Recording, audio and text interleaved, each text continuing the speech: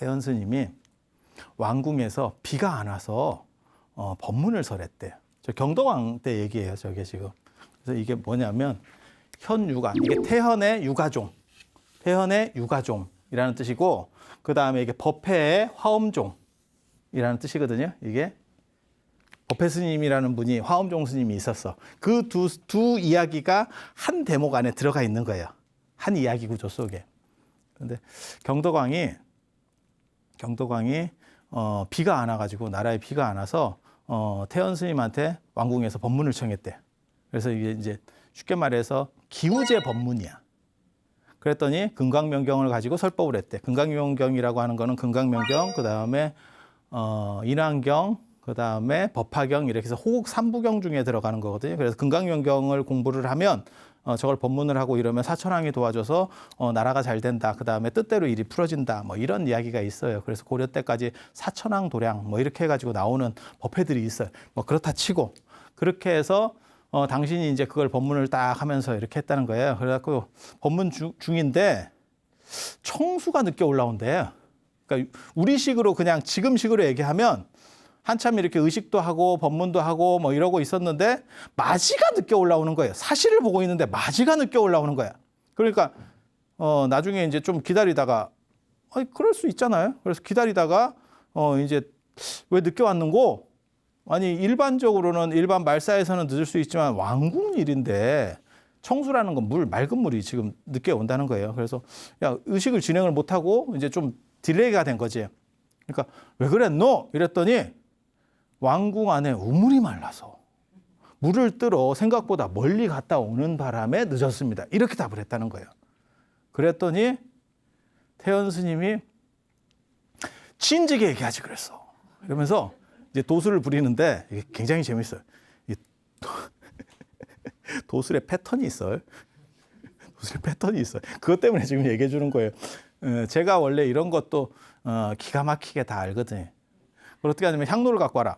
그래갖고 향로를 딱 들고 기도를 하는 거예요. 딱. 그랬더니 우물에서, 왕궁 우물에서, 그 가물었다는 왕궁 우물에서 한 20m 물이 솟구쳤대. 쫙 솟구치더래. 영험하죠. 저 정도 재주는 있어야 되는데 꼭 향로를 든다라는 얘기가 나오거든요. 그게 요즘같이 선향을 쓰는 게 아니어서 나타나는 거예요. 선향이 있었으면 아마 향만 가지고 들었을 개연성도 있어. 근데 꼭 우리가 현충원 국립묘지 이런 거 생각해 보시면 그 향 불 붙었잖아. 그거 어떻게 다시 들 거야? 그러니까 그 의식에 쓰는 그 향로를 이렇게 딱 받쳐들고, 향이 뭐냐면 부처님께 기원을 전달하는 도구입니다. 그러니까 메신저예요. 그래서 제가 늘상 얘기하는데 절에서 향을 안 피면 안 돼요. 절에서 분향은 1순위입니다. 그 기원을 담아서 향을 피면 그 향연기를 타고 부처님에게 뜻이 전달돼서 이게 감흥이 있는 거예요. 그래서 향을 안 피고 기도를 한다는 거는 사실은 있을 수가 없는 겁니다. 그래서 유교에서도 이러한 불교 문화가 들어갔기 때문에 분향은 무조건 1순위입니다. 그러니까 유교 제사에서도 딴 건 몰라도 분향 뒤에 잔이에요. 잔치고 분향하는 게 아니고. 그래서 개인적으로는 요즘 들어서 자꾸 절에서 이렇게 향을 안 피는 문화들이 있는 거에 대해서는 좀 우려를 표하거든요. 그래서 아예 중국이나 일본처럼 외향로를 두든지, 외향로라고 하는 거는 법당 밖에 그렇게 해서 자유롭게 필 수 있게 해주든지, 안에 있으니까 뭐 숨쉬기가 힘들다 어쩐다 이러면서 막는데 이건 막을 수 있는 종교 전통이 아닙니다. 그래서 그렇게 했대요. 거기에 끝이 아니야. 뭘 뜻하는 거냐면 법상종, 쉽게 말해서 유가종이 얼마나 영험한가에 대한 얘기거든요. 그리고 이 유가종이 굉장히 재밌는 게 이 술법에 아주 능합니다. 유가승들이 아주 이 술법에 능해요. 유가종에 있는 분들이 단순히 공부만 하시는 분들이 아니고 어떠한 우리식으로 그냥 일반적으로 말할 때는 도술이고 밀교식의 착법에 능합니다. 나중에 이제 통일신라 되기 직전에 문무왕 때 그 얘기를 나중에 해드릴 건데, 거기 보면 신라가 삼국 통일을 하고 그 다음에 당나라가 백제하고 고구려까지 이렇게 먹으려고 했었거든요. 그때 신라가 먼저 뒤통수를 치고 약한데 선빵이다. 이렇게 해서 공격을 합니다. 그거를 당나라가 당하고 나서 굉장히 짜증이 났어요. 굉장히 짜증. 뭐 이런 놈들이 있나? 지그들이 망한다고 해서 도와줬더니 이게 뒤통수를 친다. 이래서 서해로다가 50만 대군을 띄웠을 때 그때 명랑스님 신인종의 시조입니다. 자장률사의 조카인데 그 양반이 사천왕사에서 나중에 다시 얘기를 해드릴 거예요. 이게 아주 진기한 사건이거든요. 그래서 문두루 비법. 문두루가 뭐냐면 만트라는 진언, 그 다음에 만다라는 정신적인 의식을 하는 거예요. 그래서 우리가 사시할 때 요건 만다라가 그 만다라예요. 그 다음에 문두루는 무드라, 이게 수인입니다. 수인, 손 이렇게 하는 거. 그래서 이러한 수인을 이용해서 밀교 작법을 해서 그걸 이제 태풍을 일으켜서 그걸 다 몰살시켜 버리는데 그때 유가승 12명이 보조로 들어왔다라는 대목들이 딱 나오거든요. 그 사천왕사가 굉장히 재밌어요. 경주 사천왕사가. 거기서 피리 불면 거기서 피리를 탁 불면 달이 가다가 그 피리 소리 듣느라고 멈췄다. 뭐 이런 게. 그 월명사예요. 제망매가 못 들어봤어요? 거기가 다 사천왕사 출신이에요. 그 양반 사천왕사 출신이에요. 그래서 사천왕사가 그런 신비한 능력을 일으키는 달이 멈춘 건 나도 조금 그렇긴 한데 달이 멈추면 인류 전체 문명이 좀 위험하거든요, 사실. 저도 조금 그렇게 생각은 해요. 근데 그렇게 나와. 뭘 어떻게 하라고 나한테. 저도 그런 식으로 생각은 하지만 그게 월명사 이야기예요.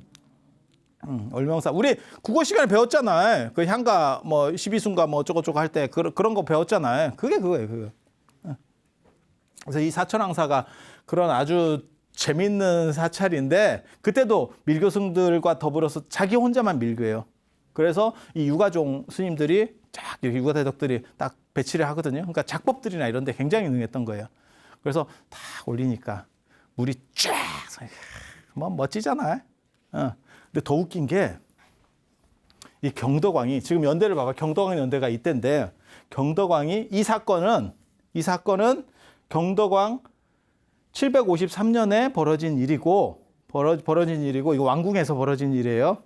그런데 754년에 이 화엄종의 법회 스님이 황룡사에서 화엄경을 설법하고 있었대.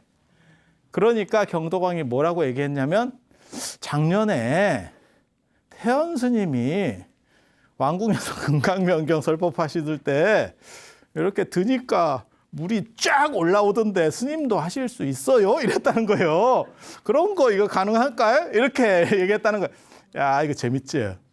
그랬더니 그건 껌이라고. 내가 하면 동해를 기울여서 경주를 쓸릴 수 있게 한대. 야, 이거 재밌어. 그렇게 이제 이걸 턴 거예요. 그러니까 왕이 에이 뭐 이랬다는 거예요. 그거는 좀 이렇게 그랬더니 향로 갖고 와. 똑같은 향로야. 야, 향로 갖고 와. 내가 한다. 그래가지고 향로를 딱 들었다는 거예요. 끝이에요. 향로를 들었대. 끝났는데 그날 오후에 왕궁에서 이제 정갈이 오는 거예요. 이건 황룡사에 있으니까 이쪽에서 이제 왕궁에서 사건이 벌어진 거고. 그래서 정갈이 아까 저기 태연 스님 계실 때는 거기는 왕궁에서 법이 지금 설해진 상황이고 여기는 지금 황룡사에서 했기 때문에 거리가 좀 있어요. 그래서 근데 사람이 뛰어온 거야.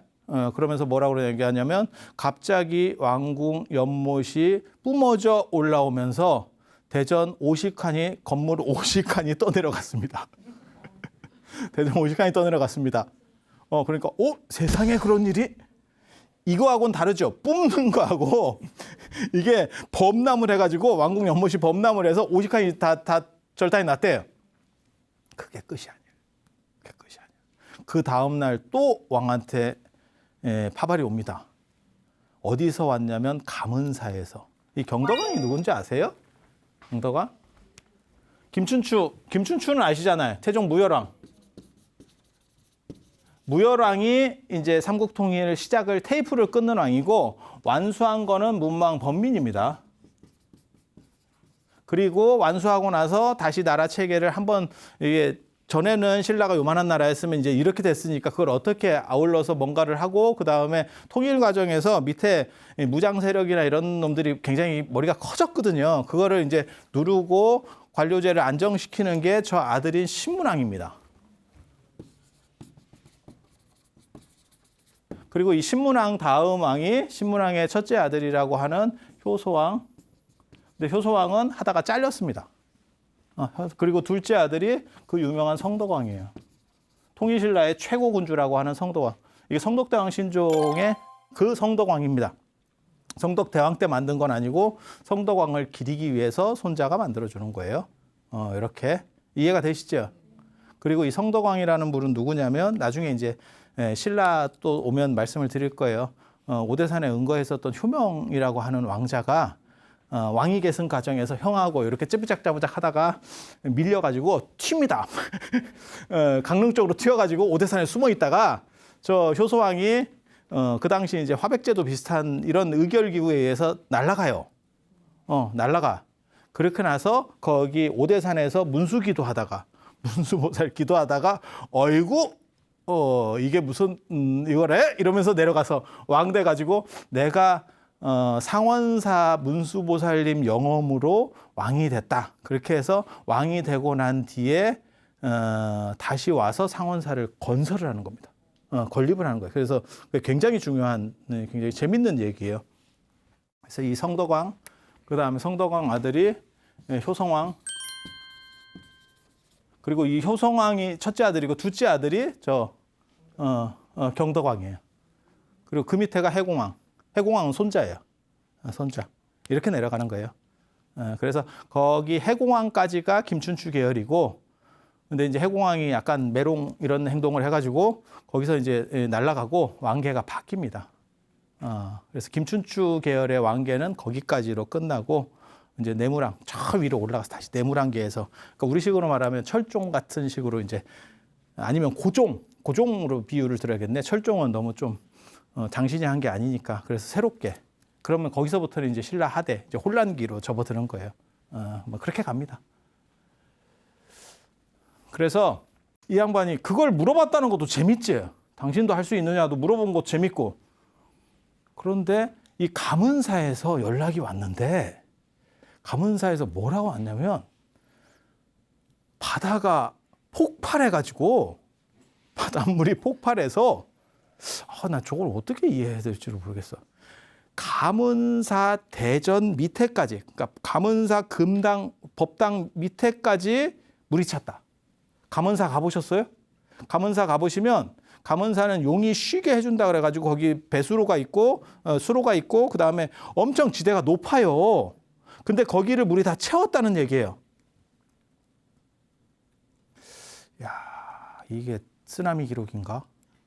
전에는 이런 기록들을 볼 때 제가 무슨 생각했냐면 저게 가능할까 이런 생각을 했는데 지금은 생각이 바뀌었어요. 이 경주에 지진 나고 난 뒤부터 사실 그전에도 알고는 있었어요. 경주에 지진 난다는 걸 알고는 있었어요. 왜냐하면 제가 불국사를 가지고 박사 논문을 쓰고 석가탑, 다보탑 뭐 이런 것도 제가 했었기 때문에. 근데 석가탑에 보면 석가탑 중수기에 뭐가 나오냐면 왜 석가탑을 중수하느냐, 고려시대 때 그런 얘기가 나오는데 거기에 보면 지진이 나서 석가탑이 넘어갔어요. 이게 얘기가 나온다고.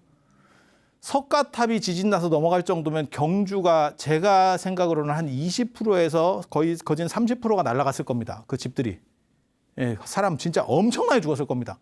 석가탑은 밑에가 그냥 안반을 기반으로 해서 탑으로 올렸기 때문에 그게 흔들려서 무너질 정도면 엄청난 겁니다.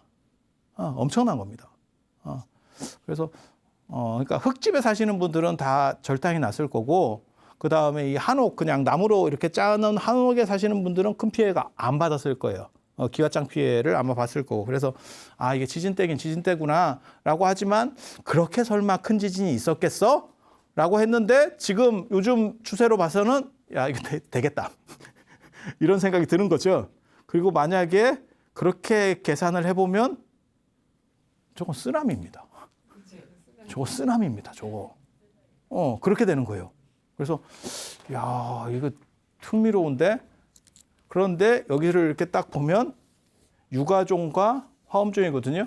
이게 법회 스님이라고 하는 스님인데 누군지 몰라요. 이제 황룡사의 법회다 이렇게 나오는데 부석사계는 아닐 겁니다. 저는 저 법회 스님은 부석사계로는 안 보는데 그러니까 의상 계열이 아니고 자장계 화엄이 있었어요. 그게 황룡사를 중심으로 그게 나중에 이제 저 화엄사 쪽으로 넘어가는 게 저는 자장계 화엄이라고 생각을 하거든요. 뭐 복잡하니까 그냥 그렇다 치고 여기서 나오는 얘기도 똑같은 얘기를 하는 거예요. 유가종보다는 화엄종이 더 대단하다. 앞에 얘기했었던 이 곽신양 얘기하고 똑같은 스토리가 신라에서도 벌어지고 있는 거죠. 그러니까 화엄종이 유식종을 먹어가고 있는 거죠. 그렇게 될 수밖에 없는 게 천태종은 그때 신라에 안 들어왔고 그 다음에 신라에 들어온 거는 지금 저 유가종이 먼저 들어왔고 그 다음에 지금 화엄종이 치고 올라가는 거예요. 그래서 요거를 어떻게든 제끼려고 하는 거죠. 선불교는 신라 하대에 통일신라 맨 끝에 들어오기 때문에 여기는 선불교가 없어요, 지금은. 이쪽은 아예 없어요. 경쟁 상대가 아니에요. 그리고 그 전에 있었던 뭐 열반종이나 뭐 이런 거 남조에서 유행했었던 그런 건 게임이 안 되는 거고. 그러니까 큰 것끼리 부딪히는 거지. 제가 그런 얘기 하잖아요. 애플이 삼성을 소송을 걸지 애플이 샤오미에 소송을 걸겠어요? 그렇게 생각해 보면 왜 저분들이 충돌하고 있구나. 그리고 그러한 충돌 기록이 여기에 남는 거예요. 되게 재밌죠. 되게 재밌죠. 근데 이 향로 사건이 여기서만 벌어지는 게 아니고 되게 재밌는 게 742년에도 향로 사건이 있어. 중국에서. 이때가 이제 현종 때거든요. 당나라 현종 때. 이게 크게 연대 차이가 지금 안 나요. 크게 연대 차이가 안 나는 상황에서 지금 사건들이 벌어지는데 그때 현종 때 무슨 일이 벌어지냐면 서쪽에서 그러니까 실크로드 쪽에서 서역 쪽에서 반란이 일어나요. 강거국 뭐 이런 사람들이 5개 부족들이 반란을 일으키는 거예요. 반란을 일으키니까 현종이 이거 어떻게 하지?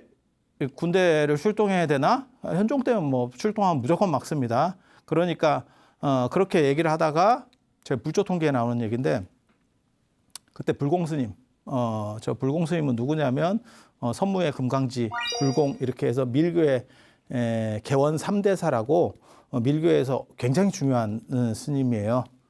현종 때 개원 연간에 개원의 치에서 최고의 고승 3명이 들어가는 사람이에요. 그래서 어떻게 했으면 좋겠습니까? 그랬더니 향로가 와. 향로가 와. 저도 그래서 향로를 한번 들어볼까 요즘 내가 그런 생각들을 하고 있다니까. 이게 향로가 와. 그래서 향로를 딱 들고 인왕다란이를 외웠대요. 서쪽을 딱 보고 인왕다란이를 외웠대요. 인왕 호국다란이거든요. 그러니까는 아까도 제가 말씀드렸잖아요. 금강명경, 그 다음에 인왕경, 그 다음에 법화경이 호국삼부경이다. 그래서 인왕다란이를 딱 외우고 그 37번 외우고 나서 해결됐을 겁니다. 이렇게 딱 했다는 거예요. 딱 하니까 그걸 외우니까 이건 되게 재밌어. 저 법회 스님 기록에는 왕한테는 안 보이잖아. 안 보이고 나중에 결국 이야기로 듣게 된 거잖아. 왕국에서 물이 넘쳤습니다. 뭐 가문사 쪽에서 무슨 문제가 생겼습니다. 이런 얘기를 하는데 여기는 눈에 뭐가 보이더래요. 이게 신병들이 왔다 갔다 하늘에서 왔다 갔다 하는 게 보이더래요. 그래서 저게 뭐예요? 이랬더니 저게 비사문천왕의 두 번째 아들인 도건입니다. 도건이 두 번째 아들이고 세 번째 아들이 북방 다문천왕, 비사문천왕의 세 번째 아들이 그 유명한 나타태자예요. 나타라고 들어보셨어요?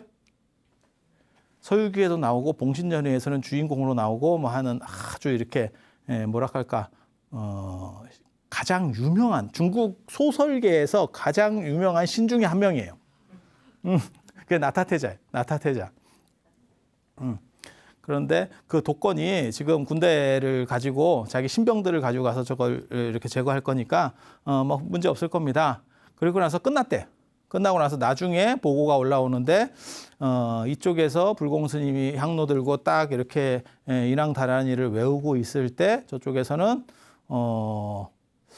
군대들이 이렇게 사막 먼지 속에서 막 이렇게 일어나고 그 다음에 그 몽구스 쥐들이 와가지고 그걸 공격해서 그 세력을 격퇴했다더라 라는 기록이 있고 거기서 끝나는 게 아니고 카드라가 아니고 이거를 기점으로 해서 이게 비사문천왕이 도움을 받으면 나라가 안정될 수 있겠다. 그렇게 해서 모든 성문의 북쪽에다가 비사문 천왕 사당을 만들었다라고 하는 기록이 있어요. 그래서 아무튼 저 시절에는 향로 드는 게 동아시아의 유행이야. 큰 스님은 다 향로 한 번씩 들어봐야 돼. 이렇게 딱 들면 뭔가가 변화가 생겨. 그리고 그 향로를 드는 이유는 그 향연기를 타고 부처님에게 그 뜻을 전달해서 뭔가 변화를 일으키는 거예요. 그래서 그게 신통을 부리는 어떤 방법적인 요소다. 그리고 향이라고 하는 건 생략될 수가 없다. 그리고 이 전체에서 흐르는 스토리는 뭐냐면 유가종과 화엄종이 충돌하고 있다. 그리고 화엄종이 다 이기는 스토리로 나온다. 왜 그럴까? 유가종이 먼저 자리를 잡고 있었고 그것을 뺏는 입장에서 화엄종 쪽에서 들어가고 그 이야기를 더욱 널리 퍼뜨린 건 화엄종이겠지.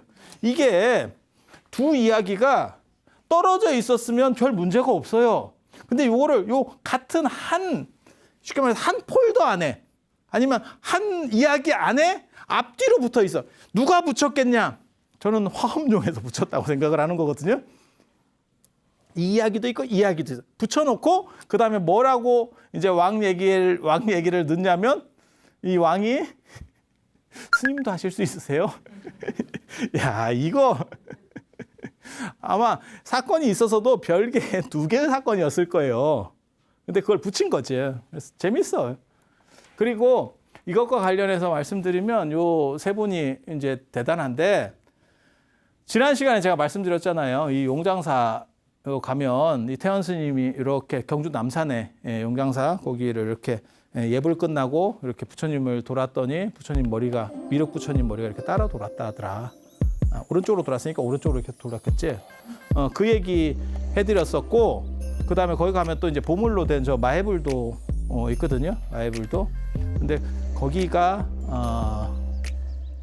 용장사라고 하는 데가 김시습도 나중에 살아요. 그래서 그 용장사가 속해 있는 봉우리가 경주 남산에 그 봉우리를 금오봉이라 그래요. 그래서 거기서 김시습이 글을 쓴 게 금오신화예요.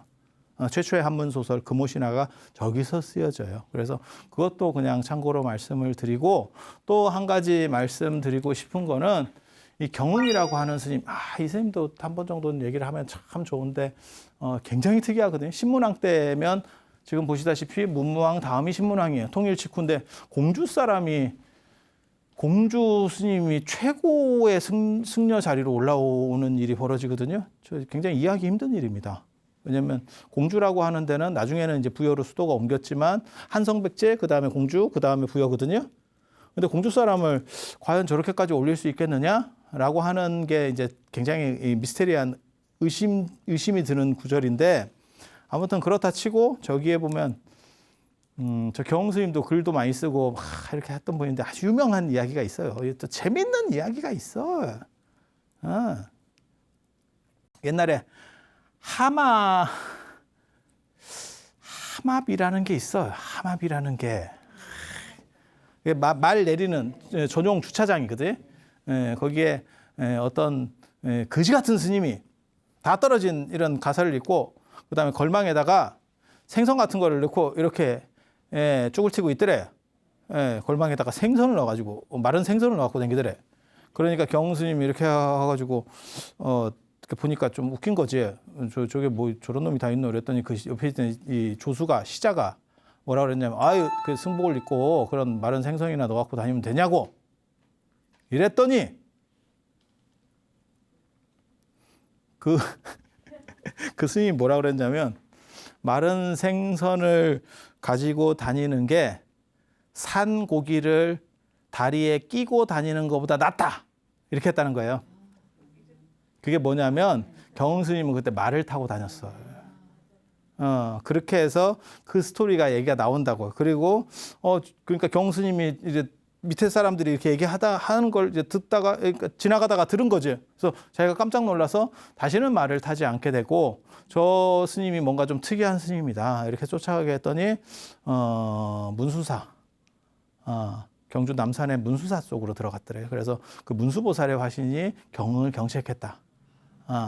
이런 게 뭐냐면 신라 통일신라 시대에 갑자기 백제 스님이 뜬 부분이 뭐 어떤 정치적인 거가 있고 그리고 그것에 대한 어떤 반대적인 이야기들 신라 쪽 입장에서 어떤 반대 이야기들 이런 것들이 막 섞여 있는 게 아닌가라고 하는 생각을 해보면서 시간이 다 된 거로 오늘 이상하고 다음 시간에는 중국 화엄종 이야기.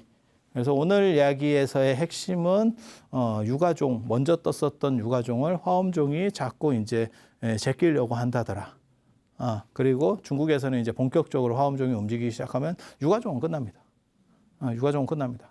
근데 중국에서 유가종은 끝났지만 실제로 우리나라에서는 고려 후기, 그러니까는 조선 초에 이방원, 그 다음에 세종 때까지도 유가종이 굉장히 큰 힘을 차지하고 있었다더라. 그리고 그 유가종은 저 태연 스님의 유가종만 아니고 나중에 통일신라 시대 때 진표계 유가종이 또 있어요. 그래서 지금 보시고 우리가 만날 수 있는 금산사라든지 법주사는 그건 다 진표계 유가종. 그래서 그런 이야기들은 나중에 제가 또 한국 불교로 넘어와서 이야기를 해드릴 수 있도록 그렇게 하겠습니다. 자, 들어주셔서 감사합니다.